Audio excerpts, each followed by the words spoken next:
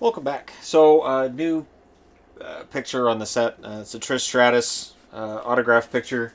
I ordered that off of her website, so I figured that would work because I got to have wrestling in and amongst everything else. But today we're talking about this. Yes, the Mandalorian. And wow, I don't know where to start with this. So if you haven't already watched it, go watch it. I don't want to spoil it for anybody. It was great. And it rode that line again between fan service and just having a really great episode. So if you haven't watched it, go watch it. If you've watched it, or if you don't care about spoilers, continue to watch this.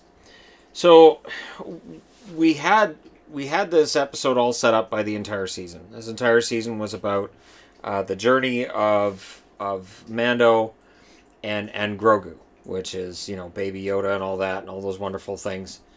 And I did not expect a situation where Grogu would be leaving.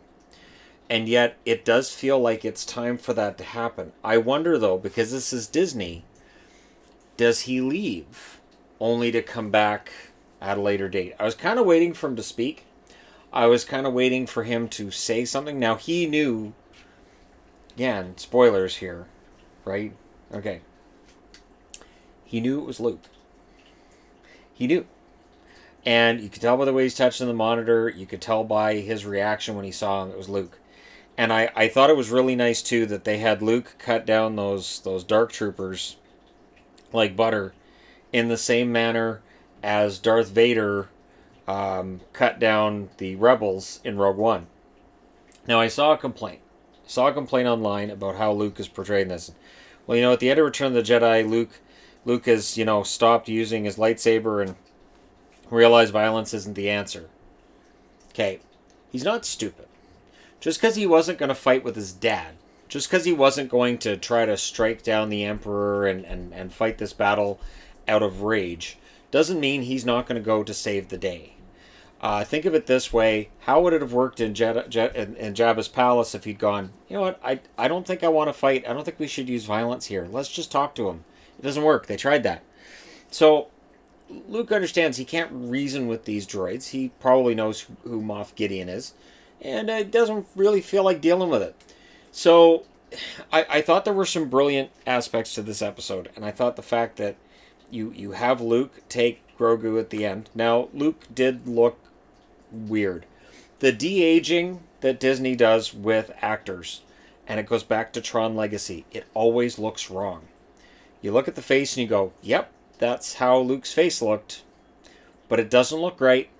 And I know that's Mark Hamill's voice. It doesn't work. It doesn't work. So I understand they had to de-age Mark Hamill. You couldn't have Mark Hamill walk in looking like he does right now. And good looking man. Not going to pretend he's not, and not going to say anything bad about Mark Hamill. But clearly it's not Mark Hamill from 1983, 37 years later, right? So with this, they kind of had to de-age him, and Luke was, I guess, the only Jedi they could bring in here. Because, of course, Ezra is probably going to end up in the Ahsoka series, and they have other series going on, so Luke's kind of the one you have to bring in. And then, of course, the fan service moment is R2-D2 being there. And I thought it was weird because Luke fights his way through everything, and then R2-D2 showed up, and I thought, have we forgotten in the prequels how R2-D2 was kind of badass in and of himself? I mean, I wasn't a fan of the prequels, but there's some stuff with R2-D2 that's actually really pretty cool. So having Luke come in, and again, the weird de-aging that makes your eyes go, something's wrong here. That was necessary. And there were so many moments in this that were great. When Mando takes off his helmet to make eye contact with Grogu, and that's with others around. And you remember now, he took off his helmet in the last episode to find Grogu. Now he's taking off his helmet to say goodbye to him. Just life-changing. Just awesome moment for that character. And you get the feeling that the death cult thing that he was in through the Mandalorians, that he's breaking away from that. That he's going in a new direction. And I'm fine with, I'm here for it. I'm perfectly fine wherever they take this. Of course, Boba Fett's getting his own series now too, which is awesome. And so there's a few ways that this can go. Clearly, He's going to have to fight Bo-Katan. Bo-Katan wants the Darksaber. She wants to, run Mandalore. And now he has it. But to me, it didn't look like Gideon necessarily was that upset he lost. I don't think he wanted to fight Bo-Katan. I think he wanted to fight Mando. Lose to Mando. And then if they're fighting with each other, it'd be a shame if the Imperials took over things. I know Gideon is still in Season 3. He's still going to be a massive threat. He said in this episode he doesn't need Grogu anymore. He got what he wanted, which is the blood from the child. They are clearly going to be using that to create this force-sensitive situation, which could lead to First Order. It could lead to some kind of a splinter off from the Imperials. It's going to be interesting to see how that works. I'm down for this. I think it's going to be great. I know they're talking about debuting next season of Mandalorian on, I think it's Christmas Eve is when it likely drops. They said Christmas of 2021, but that's on a Saturday. So it's likely going to be Christmas Eve, which is on a Friday. And, I'm here for it because that'll be right around the same time as the Boba Fett series drops. And there's just so much they're doing. And it reminds me why I loved Star Wars, why that was my favorite when I was a kid, why I was always... if I was running around in my yard, I was probably pretending I was one of the rebels. When I started writing novels, they were sort of along that same line of rebels and an empire kind of thing. And if for anybody who actually watched the End of the Void readings I was doing, and yes, Kai, I will get back to it. But at the End of the Void readings I was doing, yeah, End of the Void doesn't exist without Star Wars.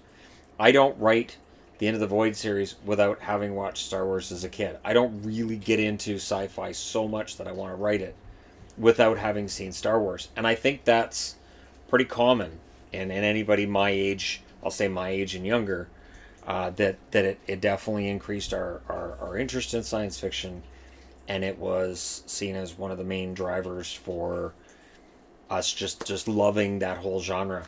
So it might have been my favorite episode that I've seen of this.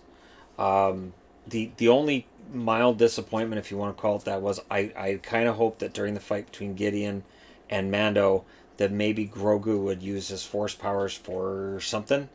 And I know he had the handcuffs, I know, but I was kind of hoping maybe he'd be able to fight his way through that or something, and that some kind of a twist was going to happen. I would not rule out that Luke brings Grogu back to Mando. Now, maybe he ends up saying, you know what, I can't train this kid. Maybe he ends up going to Mando and saying, look, the kid has problems from his time with you, and you need to deal with this.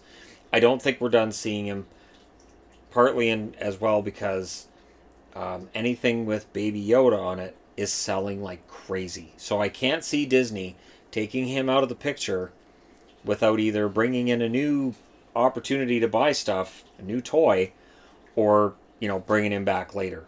They have to. So it'll be interesting to see what they do and how this all works out. But it was an absolutely fantastic episode, and I will admit I absolutely freaked out as soon as I saw the green lightsaber. I went, and it's Luke Skywalker, because that's his lightsaber. That's it. The green one is his. And when he was cutting through all those Dark Troopers, I was like, this is great. This is fantastic. This is perfect. And it was the kind of thing that, again, it's that perfect mix of fan service, because there is fan service in it, and still advancing the storyline and making it feel like it is part of the storyline. And where the prequels and the sequel trilogy struggled was sometimes something would be thrown in and you'd go, well, that's just plugged in there just for fan service. It doesn't do anything for the plot. There was no reason for that to happen there, other than people go, hey, it's the thing from that thing. Remember the thing from the other movie? That's the thing. And it's not even a movie called The Thing. So, there's that. But greatly enjoyable. Great episode. Great series. Can't wait for Season 3. Let me know your thoughts in the comment section below. Don't forget to hit like and subscribe. If you're browsing your way through, you just happen upon this video. Thank you guys so much for watching, for all your support. I will talk to you again soon.